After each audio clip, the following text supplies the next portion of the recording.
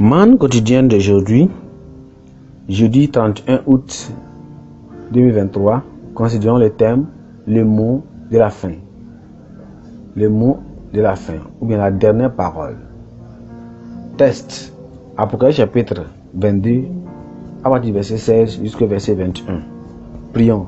Père, nous te remercions, te glorifions encore aujourd'hui pour cette parole. Nous prions, Seigneur, que tu nous conduises cette parole. Que nous puissions te glorifier et t'honorer, parce que nous savons que tu fais tout cela dans ta parole, selon ta volonté. Aide le Seigneur à te glorifier à la fin. Au nom de Jésus, nous prions. Amen. Test. Apocalypse chapitre 22, verset 16 jusqu'au verset 21. Moi, Jésus, j'ai trouvé mon ange. J'ai envoyé mon ange pour vous attester ces choses dans les églises. Je suis le rejeton et la postérité de David, l'étoile brillante du matin. Et l'esprit et l'époux disent, viens, et que celui qui entend dise, viens, et que celui qui a soif, que celui qui veut, prend le lot de la vie gratuitement. Je te le déclare à quiconque attend les paroles de la prophétie et de ce livre, si quelqu'un y ajoute quelque chose, le frappera des fléaux décrits dans ce livre. Et si quelqu'un retranche quelque chose dans les paroles du livre de cette prophétie, Dieu le retranchera sa part de l'arbre de la vie et de la ville saine décrit dans ce livre.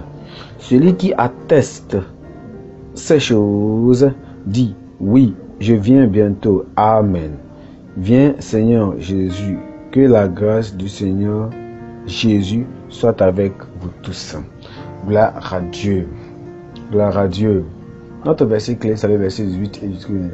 Je te le déclare quiconque entend la parole de la prophétie de ce livre, si quelqu'un y ajoute quelque chose, Dieu le frappera des fléaux décrits dans ce livre. Et si quelqu'un retranche quelque chose des paroles du livre de cette prophétie, Dieu retranchera sa part de l'arbre de la vie et de la ville sainte décrit dans ce livre.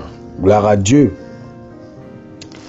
Lorsque le Seigneur Jésus-Christ a révélé son message à Jean le bien-aimé dans le livre de l'Apocalypse, il a affirmé que son naissance était le point de départ et de fin de toute existence.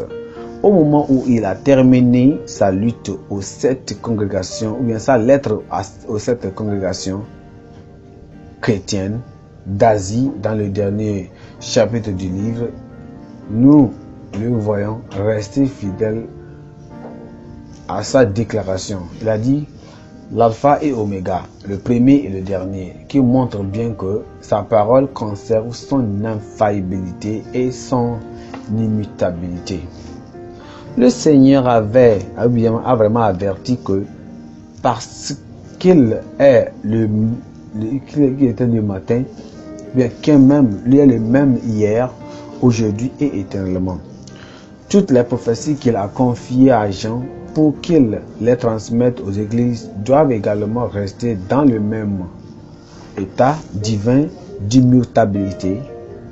Elles ne doivent pas être révisées, ni les additions, ni par les subtractions.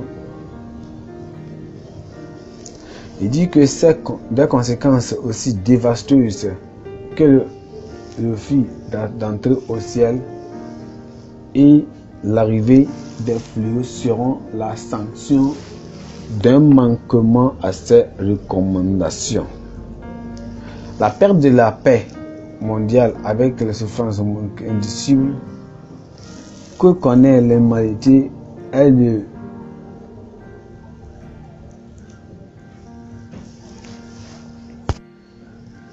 résultat inévitable de sa négligence des lois de Dieu et de leur ressemblance par un ordre créé par l'homme.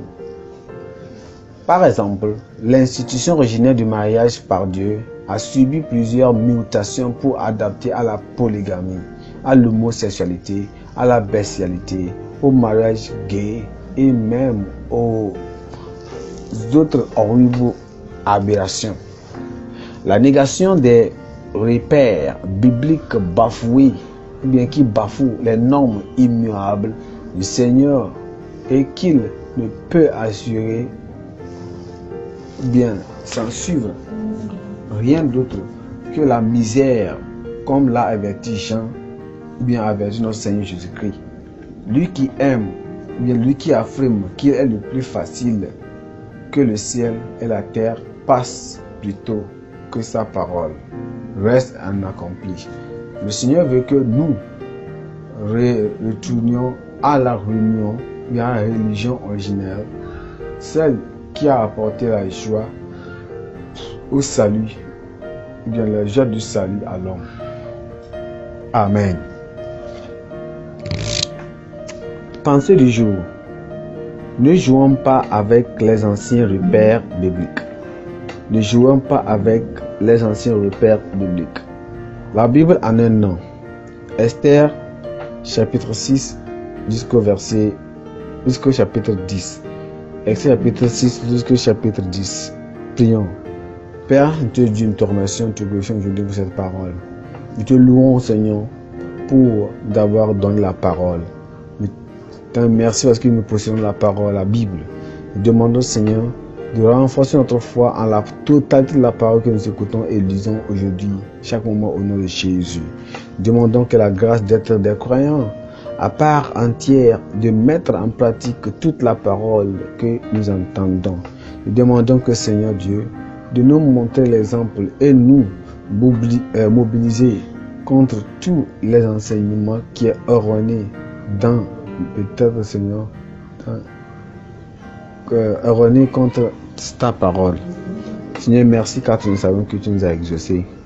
Au nom précieux de Jésus, nous avons prié. Amen. Amen.